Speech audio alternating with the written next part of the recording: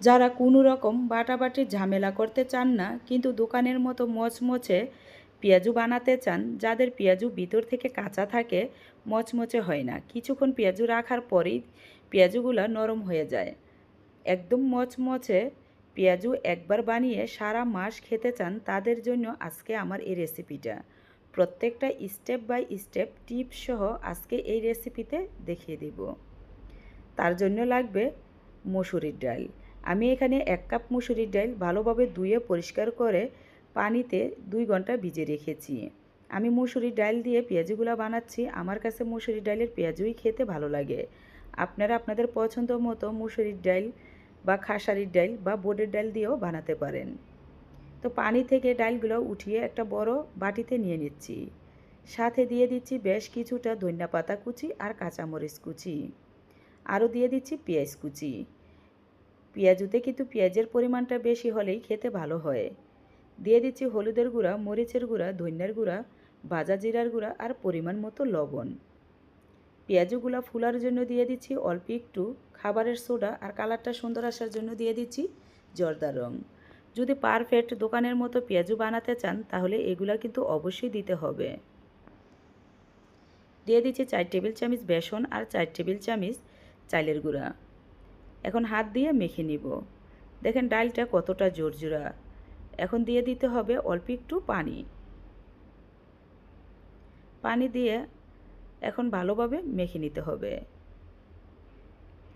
এখন দিয়ে দিচ্ছি 1 টেবিল চামচ আদা রসুন বাটা। এখনও কিন্তু ডালটা কতটা ঝুরঝুরা রয়েছে, মানে পেঁয়াজুর শেপ আসছে না। এখন আমি আরও দিয়ে দিব একটু বেসন আর চালের গুঁড়া। ডালটা কিন্তু আমি বেটে দেইনি, আস্ত রেখেছি, সেজন্য মানে ডালটা অনেকটা ঝুরঝুরা রয়েছে। এই বেসনটা দেওয়ার কারণে ডালটা অনেকটা আঠালো করবে, মানে পেঁয়াজুর শেপ আনতে সাহায্য করবে। আর চালের গুঁড়াটা দেওয়ার কারণে পেঁয়াজুগুলা অনেকটা মচমচে হবে। দীর্ঘ সময় পর্যন্ত রাখার পরেও দেখবেন পেঁয়াজুগুলা নরম হচ্ছে না। এখন অল্প অল্প পানি দিয়ে এইভাবে একটু সময় নিয়ে ধৈর্য সহকারে ভালোভাবে মেখে নিতে হবে। আর এই কাজটা কিন্তু অবশ্যই হাত দিয়েই মেখে নিতে হবে। এখনও পর্যন্ত দেখেন পেঁয়াজুর শেপটা কিন্তু সুন্দর হচ্ছে না।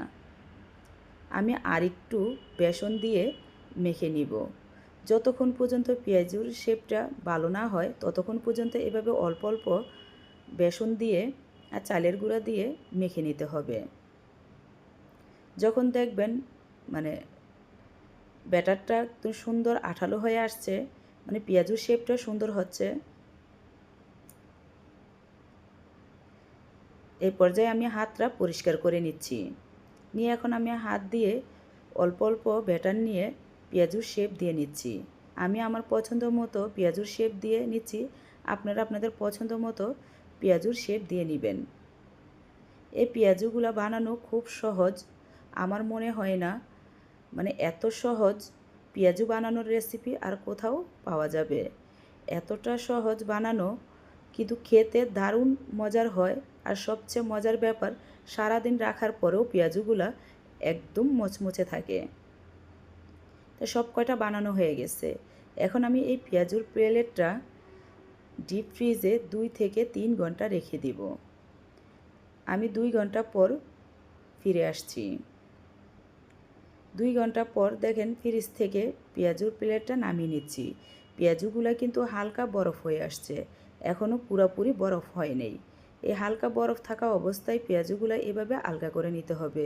এখন কিন্তু একটার সাথে একটা লেগে যাবে না। এই পর্যায়ে চাইলে আপনারা যে কোনো এয়ারটাইট বক্সে বা পলিটিনে ভরে ডিপ ফ্রিজে রেখে সারা মাস খেতে পারবেন। ইফতারি সময় হলে ফ্রিজ থেকে নামিয়ে শুধু তেলে ভেজে নিলেই কিন্তু রেডি হয়ে যাবে একদম মচমচে দোকানের মতো পারফেক্ট পেঁয়াজু। আর যে বাকি ডালের ব্যাটারটা ছিল সেটা দিয়ে এখন আমি পেঁয়াজু ভেজে নিচ্ছি। একে একে পেঁয়াজুর শেপ দিয়ে তেলের ভিতরে দিয়ে দিচ্ছি। আর পেঁয়াজুগুলো কিন্তু ডুবো তেলেই ভাজতে হবে, তাহলেই কিন্তু একদম পারফেক্ট পেঁয়াজু পাবেন। এক পাশ হয়ে আসার পর আমি উল্টিয়ে দিচ্ছি। আর এই কাজটা কিন্তু অবশ্যই চুলার আঁচটা মিডিয়ামেতে লোয়ে রেখে একটু সময় নিয়ে পেঁয়াজগুলো ভাজতে হবে। যদি তাড়াহুড়া করে চুলা বাড়িয়ে ভাজতে যান তাহলে কিন্তু উপর থেকে পেঁয়াজগুলো ভাজা হবে আর ভিতর থেকে কাঁচা থাকবে। তখন সাথে সাথেই চুলা থেকে নামানোর সাথে সাথেই পেঁয়াজগুলো নরম হয়ে যাবে। একটু ধৈর্য সহকারে সময় নিয়ে পেঁয়াজগুলো ভেজে নেবেন একদম লো আছে। তো দেখেন পেঁয়াজগুলো ভাজা হয়ে গেছে, আমি নামিয়ে নিচ্ছি। পেঁয়াজগুলো হয়তো আপনারা দেখেই বুঝতেছেন কতটা মচমচে আর কতটা সুন্দর হয়েছে।